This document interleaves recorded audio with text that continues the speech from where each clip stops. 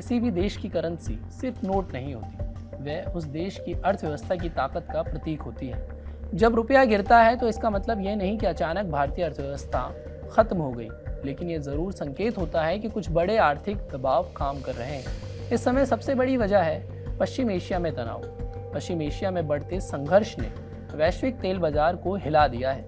कच्चे तेल की कीमतें तेजी से बढ़ी हैं। भारत दुनिया का तीसरा सबसे बड़ा तेल आयातक है और अपनी ज़रूरत का लगभग 85% तेल बाहर से खरीदता है। यानी जो तेल हमारी गाड़ियों में पड़ता है, जो डीजल ट्रकों में जाता है, जो फैक्ट्रियों को चलाता है, उसका बड़ा हिस्सा विदेशी बाजार से आता है और विदेशी बाजार में भुगतान डॉलर में होता है। तो जैसे ही तेल महंगा हुआ, भारत को ज़्यादा डॉलर की ज़रूरत पड़ने लगी। बाजार में डॉलर की मांग बढ़ी और जब किसी चीज़ की मांग बढ़ती है तो उसकी कीमत भी बढ़ती है, जिसकी वजह से डॉलर महंगा हुआ और रुपया कमज़ोर हो गया। दूसरी बड़ी वजह है अमेरिकी अर्थव्यवस्था।